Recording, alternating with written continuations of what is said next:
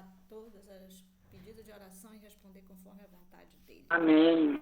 Queridos, sejam todos bem-vindos ao nosso estudo, à continuidade do nosso estudo. E hoje nós vamos falar do capítulo 28 de Atos dos Apóstolos, que tem como tema Dias de Lutas e Provas. Então, nós estamos acompanhando o apóstolo Paulo nas viagens missionárias dele. E agora vai começar os dias de mais lutas e mais provas, né? E o nosso convidado de hoje é o missionário Fabrício Fontinelli. O Fabrício também ele é diretor de evangelismo da região sul da ASPAR. Fabrício, bom dia. Olá, bom dia a todos. Obrigada, Fabrício, Bom dia. por estar aqui Bom dia. conosco. Sei que a tua lida não tem sido fácil, mas Deus seja louvado pela tua presença. E com você a palavra. Ok. Então, eu quero já agradecer a oportunidade. É sempre muito bom participar desses momentos com vocês e assim que possível, estou sempre à disposição, né, para compartilhar, colaborar aqui, corroborar com os trabalhos desenvolvidos, na qual eu admiro, né? Admiro muito. Muito obrigado a todos, né? Que Deus abençoe a todos de uma forma toda especial. Então vamos abordar então o tema dias de lutas e de provas. Eu já consigo extrair uma lição através desse tema, dias de lutas e provas. No sentido religioso, né, no sentido espiritual, por que às vezes nós não estamos já enfrentando esses dias de lutas e provas? Percebemos que todas as vezes que alguns dos personagens bíblicos alcançavam dias de lutas e provas, por motivo pela qual eles estavam desenvolvendo um trabalho de acordo com a vontade de Deus, né? A missão que Deus tinha dado para eles, eles estavam desenvolvendo da forma correta. E isso causava dias de lutas e também dias de provas. Mas nós vamos entender, né, falando a respeito do apóstolo Paulo e a sua missão, neste capítulo, ao longo desta mensagem, né? Em Éfeso, o apóstolo Paulo ele passou ali mais de 3 anos. Isso também é algo assim que serve como uma lição para nós. Então a gente percebe que o apóstolo Paulo ele não chegava em um local, fazia aquele movimento assim de repente, né? E logo em seguida ia embora, deixava as pessoas só na vontade. Não, não, de forma alguma.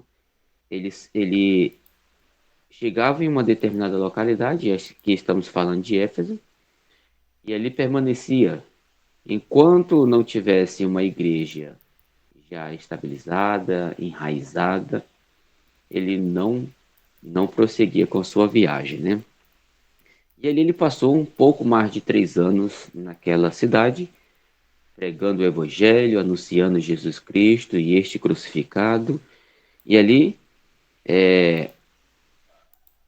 convocando pessoas a fazer parte dessa fé e fazendo com que o evangelho se espalhasse naquela região.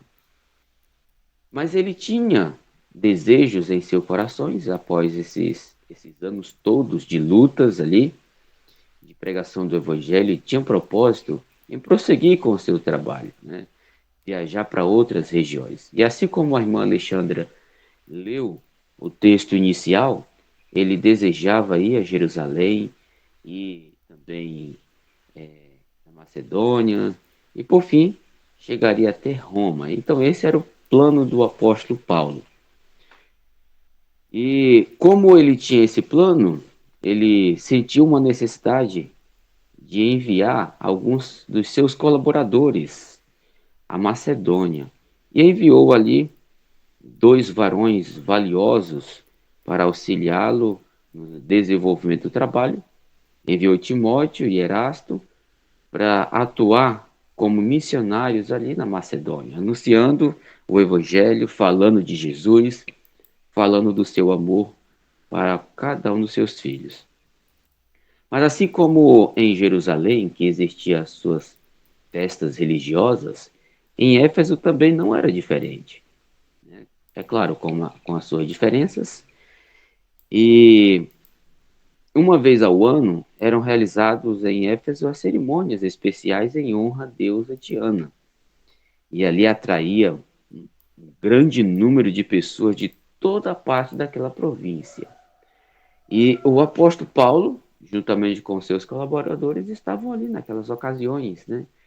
E para os recém-conversos, isso era uma grande prova. Imagine só uma pessoa que nasceu, né, acompanhando aquelas festividades religiosas ali em comemoração à deusa Diana, e agora já estava ali com um outro pensamento, né, com uma outra fé. E algo ainda permanecia naquelas pessoas, né? E outros que eram conhecidos, eram amigos, ficavam então ali na acusações, vamos, por que você não vai, e tudo mais, aquela coisa, né? E eles acabavam passando por uma grande prova. Mas o que me chama a atenção é que os trabalhos de Paulo havia produzido sobre ali o culto pagão como que um golpe de morte. Em consequência do trabalho que foi desenvolvido por Paulo e seus cooperadores ali em Éfeso, as festividades nacional ali daquela região, né, ela tinha encontrado, a partir da pregação de Paulo, já uma grande oposição, pelo fato de que muitos que antes não conheciam a fé, que eram colaboradores para o acontecimento, para o desenvolvimento daquelas festividades, agora já eram pessoas que estavam ali como opositores, pessoas que antes apoiavam e agora estavam falando contra. E isso estava causando ali um certo desconforto da parte da liderança, da parte da organização ali daquelas festividades, né? E o que me chama a atenção era o que diz respeito à parte lucrativa. Existia ainda ali uma outra causa do descontentamento, um grande e extenso lucro, né, do negócio, na qual aquela festa ela rendia para a cidade, né? Principalmente ali em Éfeso, na venda, na venda de nichos, a imagem, modelados e segundo o templo da deusa Diana, né? Então ali era vendido, vamos dizer assim, uma figura, né, da deusa Diana em miniatura, e as pessoas que vinham participar daquela festividade, ao retornar para casa, compravam essas miniaturas da deusa, né, como lembrança, como um ato de adoração. Não, eu quero levar a deusa para minha casa. E ele comprava e isso gerava grandes lucros, grandes lucros. E um sujeito chamado Demétrio, fabricante de nichas de prata, descontente com a situação, ele convocou uma reunião dos artífices e disse-lhes que a chegada de Paulo àquela região estava causando muito prejuízo. Prejuízo este que estava colocando em perigo, em risco, até mesmo a profissão daqueles homens. Olha, a nossa profissão está caindo no descrédito.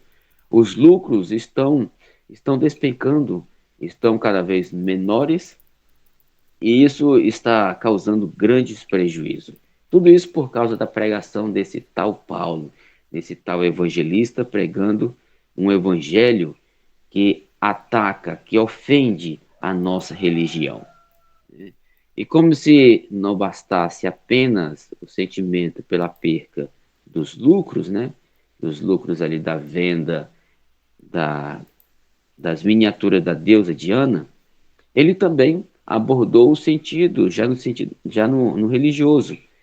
Ele falou, olha, não somente há perigo de que nossa profissão caia no descrédito, mas também que o próprio templo da grande deusa Diana seja estimado como nada. Então ele colocou também ali o perigo no sentido religioso, na fé na deusa Diana. Assim, olha, se as coisas acontecer como vão indo, prosseguir da forma que vai indo, né? a nossa profissão ela vai cair no descrédito e o templo da deusa Diana não vai ter mais significado algum aqui em nossa região. Vai cair no descrédito, vai ser como nada. E isso fez com que criasse um grande alvoroço ali naquela região, né? Essas palavras despertaram as paixões do povo, encheram-se de ira e clamaram dizendo, grande a deusa Diana, a deusa dos Efésios. E ali imediatamente seguiu uma grande manifestação, né, para, para combater, para interferir nos trabalhos que Paulo estava desenvolvendo naquela cidade. E saíram então aquela multidão de pessoas raivosas, furiosas, né, em busca do apóstolo Paulo.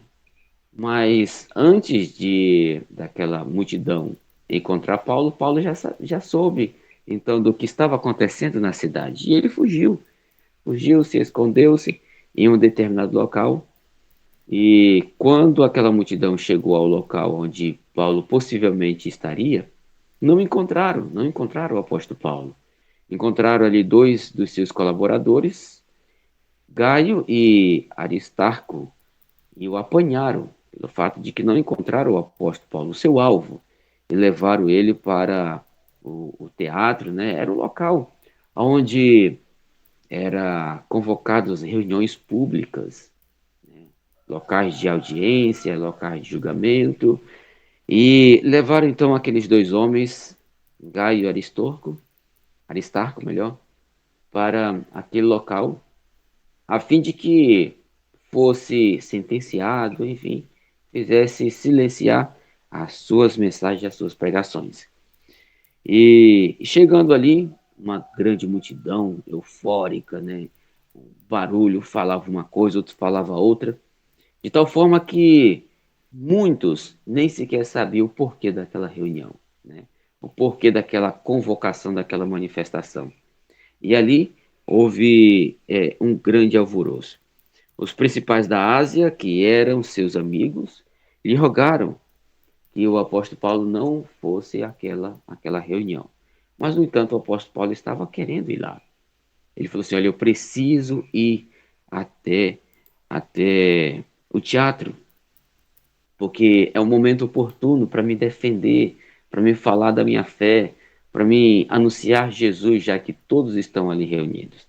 E então ali os principais da Ásia, amigo de Paulo, conhecedor da verdade, falou assim: olha, você não vai porque como as pessoas estão ali enfurecidas, raivosas, né, será impossível você permanecer com vida, né, pelas forças humanas. Somente um grande milagre pode salvar você, se caso você for até aquele teatro. E naquela ocasião foi apontado ali um homem de uma boa dicção, uma pessoa de muita eloquência, falava muito bem, né? O nome dessa pessoa era Alexandre, para falar de acordo, defendendo a fé, defendendo a manifestação ali dos Efésios, né? E Alexandre começou então a falar, né? Falando dos trabalhos de Paulo, o quanto ele estava causando prejuízo ali para os Efésios. E, no entanto, descobriram que Alexandre não era não era patriota, e sim, ele era judeu. E ele foi interrompido, né? E pediram então para ele descer dali, pediu para ele deixar, né, a sua fala. E e as pessoas gritaram ali naquele momento que Alexandre foi tomado aquela oportunidade. Eles gritaram, os Efésios gritaram por cerca de 2 horas. Grande é a deusa Diana dos Efésios. Grande é a deusa Diana dos Efésios. E muitos nem sequer sabiam por que estavam ali, mas estavam gritando, estavam acompanhando ali o coro, o coro naquela palavra de ordem. Grande é a deusa dos Efésios. Então a gente percebe que no meio meio dessas tumbas furiosas, né? Opositores da mensagem da palavra de Deus, muitos nem sequer sabem o motivo pela qual estão seguindo a sua fé cega, né? Uma fé de oposição ao evangelho. E vimos então que as blasfemas dos Efésios, ali com diz respeito ao evangelho, era grande. E eles permaneciam ali na sua insistência, seguindo ali a sua fé cega na deusa Diana. Em suas declarações, Demétrio, né, afirmou que há o perigo de que a sua profissão fosse cair em descrédito, né, como eu já mencionei. Mas o que me chama a atenção é que os colegas de Demétrio viram que o negócio de fabricação de imagens estavam em perigo por causa dos ensinos e disseminação do evangelho. A renda dos sacerdotes pagãos e dos artífices estava em risco. Então ali o principal motivo, né, daquela manifestação não era uma questão de fé, mas o motivo número um era uma questão lucrativa. E isso a gente percebe hoje, né? No meio religioso, em tantas igrejas, tantas locais de adoração, né? E cada vez surgindo mais, surgindo mais. E a gente percebe que um dos principais motivos pela quais da razão da existência desses templos, dessas comunidades religiosas, é o mesmo dos Efésios, fins lucrativos, né? E isso faz com que eles se levantem também em oposição ao Evangelho eterno. Tudo isso para defender a sua posição lucrativa. E, como diz o apóstolo Paulo, a história ela se repete ao longo do tempo. E está se repetindo novamente essa história em defender o lado lucrativo, né? Já em nossos dias, aí no meio religioso, né? E, e depois que cessou o alvoroço, Paulo chamou a si os seus discípulos, abraçando-os, saiu para a Macedônia. Era do interesse de Paulo sair naquele momento? Não, não era. O apóstolo Paulo ele tinha um desejo de permanecer um pouco mais. Ele sentiu que em Efésios havia uma necessidade da sua presença um pouco mais. Mesmo ele desejoso em fazer outras viagens missionárias, né? Divulgar o evangelho em outros campos, em outras regiões, mas ele também percebia que havia uma necessidade de permanecer por mais algum tempo ali em Éfeso. Mas este plano de Paulo, ele teve que ser abreviado, né? Ele teve que sair.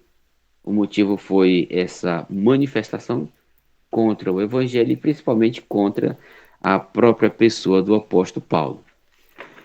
E quando falamos em trabalho, né, em desenvolvimento da pregação do evangelho, nos deparamos com histórias maravilhosas, cheias de conquistas, de vitórias, né, e ficamos encantados com o desenvolvimento e a ousadia do trabalho que era realizado ali em cada região. Não somente por Paulo, mas também por outros servos do Senhor.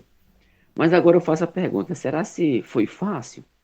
Foi fácil para Paulo e foi fácil para outros colaboradores? Não, não, de forma nenhuma, né? E isso a gente percebe que, por que hoje, em nossos dias, ainda estamos vivendo em dias fáceis para pregar o Evangelho. Embora que encontramos certa oposição, uma aqui e outra acolá, na nossa trajetória como evangelista, mas não se compara ainda com os altos e baixos que Paulo enfrentava e seus colaboradores. Olha só o que diz, então, a pena inspirada no livro Atos dos Apóstolos, como já foi mencionado pela irmã Alexandra, na página 269. O trabalho de Paulo em Éfeso estava concluído. Seu ministério ali tinha sido uma época de incessante labor, de muitas provas e profunda angústia. O que causava essa profunda angústia e grandes provas no ministério de Paulo? A gente percebe que na história nós encontramos somente este momento que houve essa manifestação ali pelos moradores de Éfeso.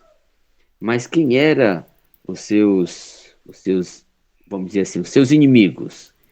Eram os seus próprios conterrâneos, pessoas judeus que moravam em todas as províncias aonde o apóstolo Paulo também estava ali anunciando o evangelho. E esses judeus, que eram os seus conterrâneos, vamos dizer assim, né? Eles eram os opositores, eram seus inimigos, eram aqueles que se levantavam contra o evangelho da palavra de Deus. E como o apóstolo Paulo vencia? Como ele vencia todas essas provas, dias de lutas e provas? Como ele vencia? Olha só o que diz o texto. Muitas noites de insônia havia ele passado em oração e fervorosa meditação. Como o apóstolo Paulo superava, conseguia vencer esses dias de provas e de lutas através de orações, né? Orações persistentes, como diz aqui o texto apenas inspirada. Noites de insônia passava o apóstolo Paulo em oração e em meditação. Como está então a nossa meditação a Deus? Como estão nossas orações? Será que nós temos passado a noite em oração? Será se nós temos dedicado uma hora sequer em oração a Deus? Buscamos tanto o sucesso na proclamação do Evangelho, mas às vezes negligenciamos esse meio tão importante que nos promove o sucesso, nos promove ali o desenvolvimento para a honra e glória de Deus na pregação do Evangelho.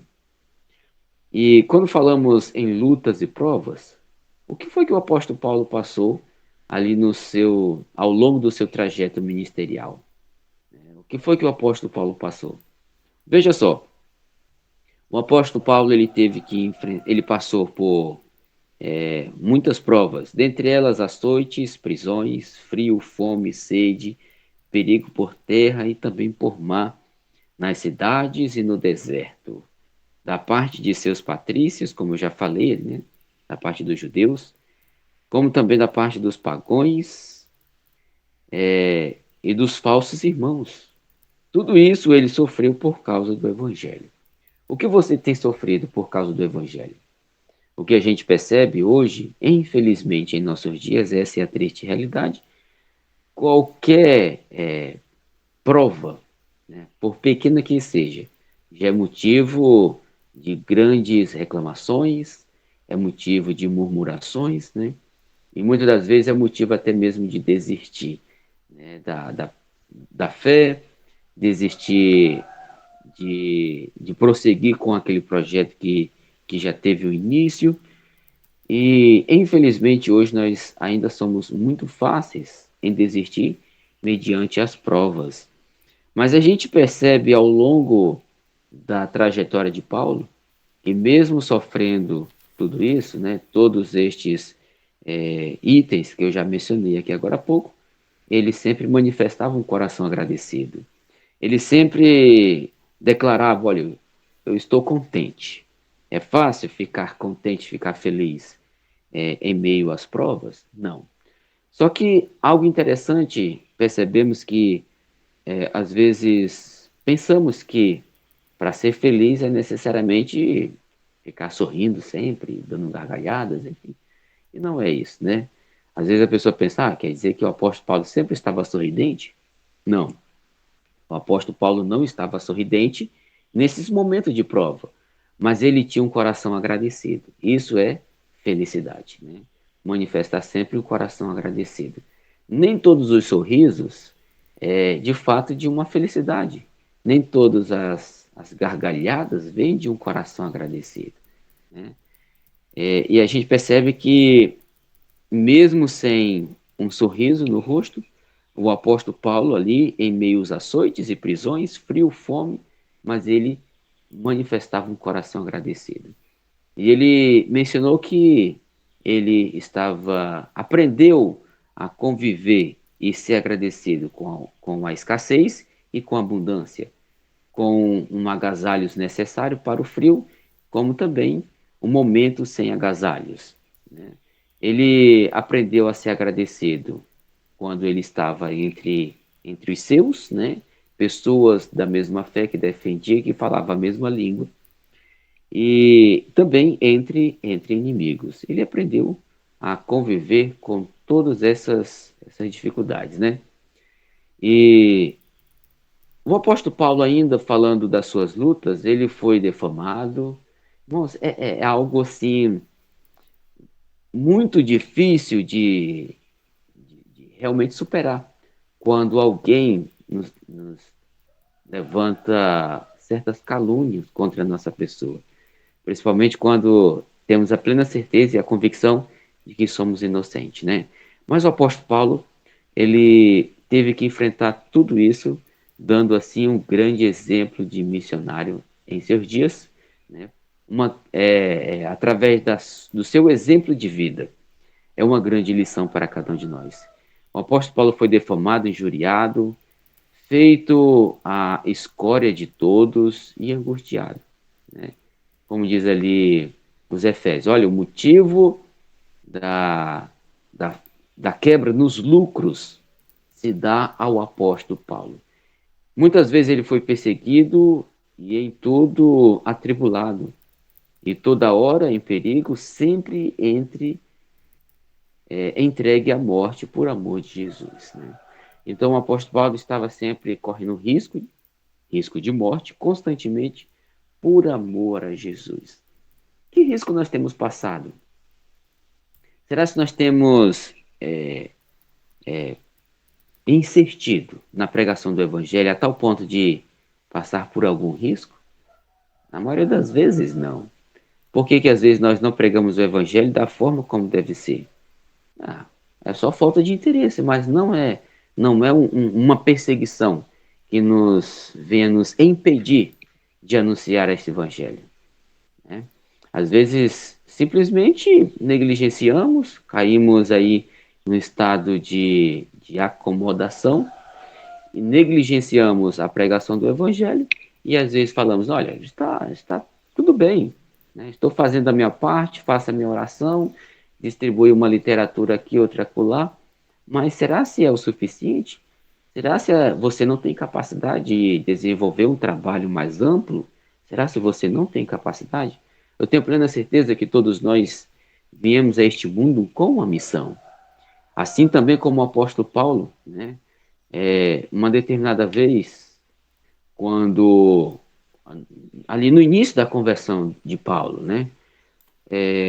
Apareceu então o mensageiro celestial, Jesus Cristo ali, a Ananias, e então falou assim, olha, não temas, vá até Saulo, porque este é um vaso precioso para mim, né?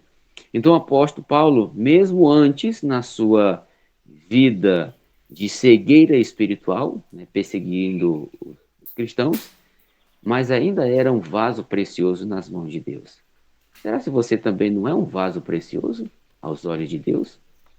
Será se nós não temos que sentir essa necessidade, né, de desenvolver um trabalho digno de aceitação a Deus da maneira que deve ser, assim também como o apóstolo Paulo desenvolveu? Eu quero concluir com esse pensamento que diz assim: em meio à constante tempestade de oposição, o clamor de inimigos e a descrição de amigos, o, determina, o destemido apóstolo quase perdia o ânimo. Então veja só, em meio a essas tribulações, o destemido, veja só, não era uma pessoa qualquer, mas era alguém destemido. Esse era o apóstolo Paulo. E em meio a essas reprovações, né, ele quase desanimava, quase. Mas lançando um olhar através de uma retrospectiva ali ao Calvário, as suas forças foi reanimado, né? O seu ânimo foi reativado novamente, olhando para Jesus, o autor e consumador de sua fé e também da nossa fé. Então lembre-se de algo. Todas as vezes que venha brotar em nosso coração um espírito desanimador, faça igual o apóstolo Paulo. Olhe para trás, contemple a Jesus, aquele que sofreu tudo por amor a você, aquele que deu sua vida para que você, nesse momento, estivesse aqui em pé e contando história, e ainda com uma garantia de salvação. Olhe para ele, porque certamente você será fortalecido, assim também como o apóstolo Paulo se sentia fortalecido nos momentos de angústia, mas quando ele olhava para Jesus, era como se fosse uma injeção de ânimo. Ele erguia a cabeça e aí, então prosseguia com a sua jornada missionária, cumprindo ali a sua missão, o seu papel na qual ele foi designado. Que Deus abençoe você, sua distinta família, nos dando sempre a ousadia que o apóstolo Paulo possuía em proclamar as verdades onde quer que ele esteja, mesmo sofrendo perseguições, oposições, mas que venhamos ter esse ânimo, esse desejo de falar de Jesus para todas as pessoas que estão à nossa volta. Que Deus nos abençoe para isso. Esse é meu desejo, segue-se a minha oração para com todos. Amém. Amém.